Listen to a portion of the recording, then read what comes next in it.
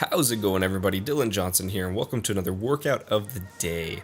Today, we're going to be doing a leg workout, and it's going to be pretty quick, nothing too crazy. We're only going to be doing 4 total exercises, but we're going to be doing a pretty heavy compound movement to begin with, so we don't need to be doing anything too crazy after that. Now, first off, what I like to do when I'm doing legs is between 5 to 10 minutes of just kind of low intensity cardio in order to get the blood flowing, get everything going, get the joints moving, and just kind of start my warm-up process. Now today, what I'm also going to do is I'm going to use the squat as a dynamic warm-up as I get into my working weight. Now what I mean by that is I'm going to do what's called a pyramid set, kind of leading into my working sets.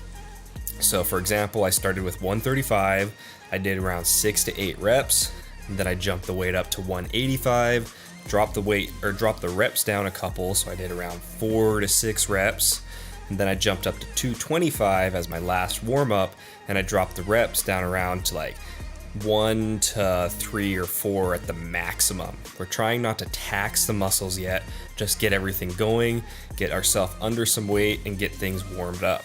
Then we move into our first working set, and we're going to be doing 4 total working sets with a goal of 3 to 5 total reps. Now, if you've hit 5 and you feel like you could do a couple more, then start adding on a little bit more weight. The goal is to stay around that 3 to 4 rep range. Today, I hit 4 sets of 4 reps, so at 275, that was pretty good for me, especially after having not been in the gym consistently over the past couple months and blah, blah, blah, blah, blah. But I want to go over a few things on the form here. So if we take a look at this side angle, one thing I want you guys to focus on is the path of travel for the bar. If you notice, the bar is traveling pretty much straight up and down, and it's stacked over the center of my feet. This is the ideal bar path that you want to try and maintain, because that's going to allow your body to stay in a nice, safe, and strong position through the entire range of motion.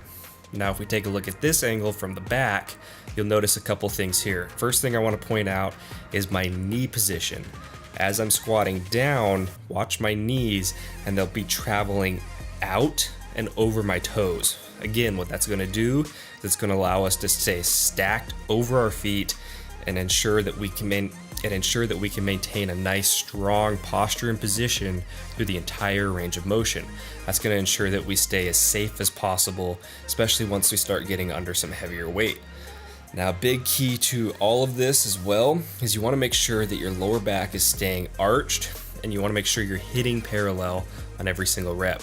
No half reps, no quarter reps, none of that stuff, and we don't need to go full all the way down to the ground, ass to grass.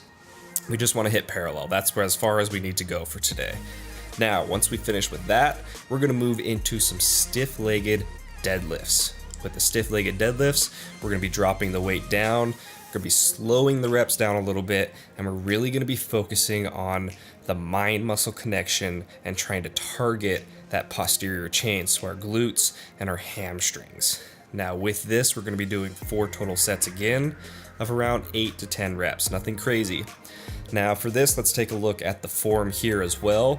If you notice from this side angle, you'll actually kind of see my bar path is, again, as straight as possible. So we're not pushing the bar out in front of us. We're not leaning back and letting the bar squeeze against our legs or anything. It's just going in a nice straight path, and we're controlling it the entire time and through the entire range of motion. Now, another thing is you notice that I'm not actually doing an extended, or what would be considered a full, quote unquote, full range of motion for this exercise. I'm not going all the way down to the ground. I'm not tapping the weight and then coming back up on every single rep. Now, the reason for that is strictly because I want to ensure that I maintain constant tension on my glutes and my hamstrings as much as possible. And for me, when I start to go all the way down to the ground, tap the weights, I feel my hamstrings and my glutes start to disengage a little bit, and the weight start to be put more on my lower back. So I tend to do a shorter range of motion, but that's just because I feel the shorter range of motion in the muscles I'm trying to target more. Hopefully that makes sense. So again, we're gonna be doing 4 total sets, 8 to 10 reps, and just really focusing on the contraction at the peak and a nice slow stretch on the way down. Now, once we finish with that, we're gonna jump into some single leg extensions. On these guys, what I want you guys to focus on is we're gonna be doing one leg at a time, try to keep the rest period between legs next to nothing, so as minimal as possible. Even when you're switching after a full set, after doing each leg, just go straight back to the other one. Again, try and keep that rest period as low as possible. We're cranking up the intensity a little bit here and trying to burn out those quads. Now on this, one thing you'll notice is my toe position or my foot position. On each side, I'm turning my toes in a little bit. And what that's gonna do is it's gonna allow us to target the outer sweep or the outer head of the quad more. So if you turn your toes out, what that's actually gonna do is it's gonna target the teardrop. And for me, I tend to have decent teardrops on my quads, but I want more development in that outer sweep, especially for things like the side chest and any kind of side posing like that. I really want to have a nice developed outer sweep on my quads. So that's why I like to do these kind of more isolation movements, targeting that specific section of the muscle. And again, it's all about that mind-muscle connection. The more you can connect with that muscle based on how you're thinking about it, how you're contracting it, the better you're gonna be able to work it. For this, we're doing 4 total sets.